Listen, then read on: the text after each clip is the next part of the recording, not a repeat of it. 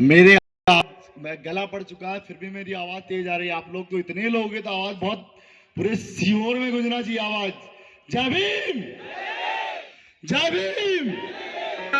बाबा साहब अम्बेडकर, बाबा साहब अम्बेडकर। संविधान की रक्षा कौन करेगा? संविधान की रक्षा कौन करेगा? जोर जुल्म की टक्कर में संघर्ष हमारा नारा है। जोर जुल्म की टक्कर में अभी तो ये अंगड़ाई है, अभी तो ये अंगड़ाई है। बहुत बहुत धन्यवाद।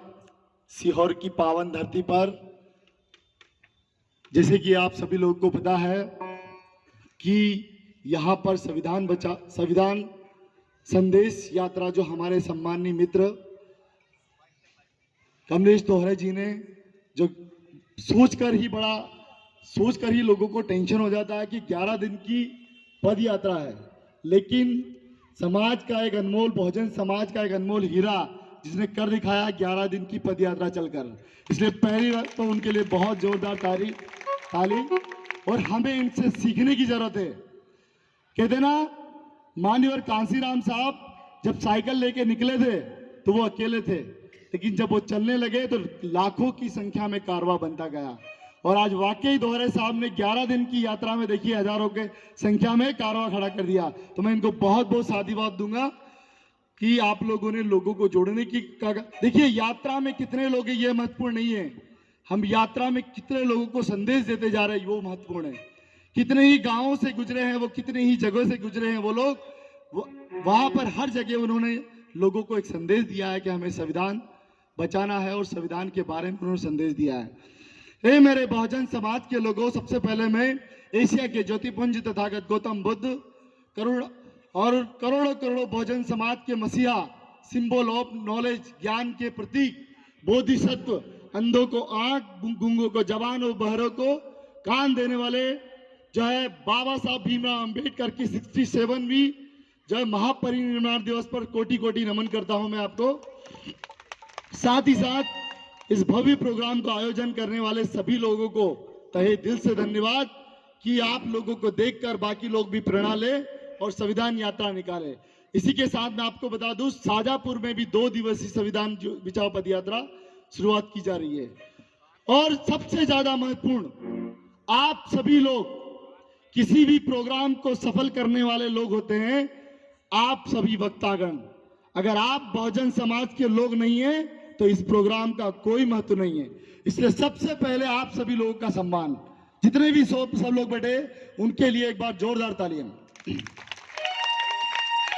मैं आपको बता दूं, संविधान बचाओ पद यात्रा हम लोगों ने निकाली। आज बहुत ही चिंता का विषय है कि हमें संविधान 2023 में संविधान बदलने वाला है। जिस तरह से देश के प्रधानमंत्री मोदी ने कह दिया था कि आज से 1000 और 500 का नोट जो है कागज का टुकड़ा है, एक दिन वो आएगा कि वो उठा के कह देगा कि आज से भारत देश का संविधान खत्म और हम मनुस्मृति ये नया संविधान लागू करने वाला। क्या कर लोगे आप? कुछ नहीं कर पाओगे। कहते ना, अगर एक पेन खरीद के लाए हो तो उसके पेन की कीमत को समझोगे, लेकिन उस पेन को फ्री में दिया हो तो उसकी कीमत को नहीं समझोगे आप लोग। वैसे ही डॉक्टर बाबा साहब अंबेडकर ने उस पेन की, उस संविधान बनाई और संविधान की कीमत चुकाई, तो उसकी कीमत बाबा साहब समझते हैं, हम बहुजन समाज के लोग उसकी कीमत को समझ नहीं पा रहे हैं। अगर आज भी संविधान को बचाने के लिए घर से बाहर नहीं निकले, सोए हुए रहे, तो वो दिन दूर नहीं कि गले में हांडी और पीछे झाड़ू आप लटकाना पड़ेगा। फिर वही गुलामी का दिन आने वाला है। इसलिए मेरे बहुजन समाज के लोगों, अधिकार छीने जा रहे हो और हम सोए हुए हैं घरों में। कब तक सोएंगे हम लोग?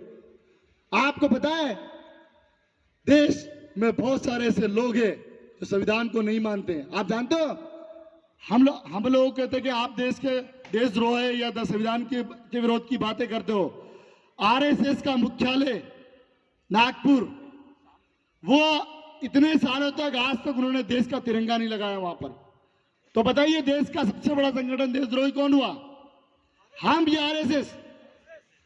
जबकि जो देश के तिरंगे का अपमान करे उसके ऊपर देशद्रोह का मुकदमा दर्ज होना चाहिए। 9 अगस्त 2018 को भारत देश का जो संविधान है उसकी प्रतिलिपि संसद भवन के सामने जलाई गई। अगर देखा जाए तो भारत देश के संविधान को हाथ लगा रहा या जला रहा, उस पर देशद्रोह का मुकदमा दर्ज होना चाहिए। लेकिन आप सोच सकते हो उन लोगों के ऊपर कार्रवाई तक नहीं हुई। ये मंशा है उन लोगों की कि देश के संविधान को कुछ नहीं मानते हो। मोदी सरकार का मंत्री एक अनंत कुमार हेगड़े, वो ये कहता है कि देश के संविधान को हम नहीं मानते, और मोदी सरकार का स्किल डेवलपमेंट का केंद्रीय मंत्री ये बोलने के बावजूद उसको ना तो पार्टी से हटाता है और ना ही उसको बर्खास्त करता है। अब इससे अंदाजा लगा सकते हो कि सरकार की संविधान के प्रति मंशा क्या है।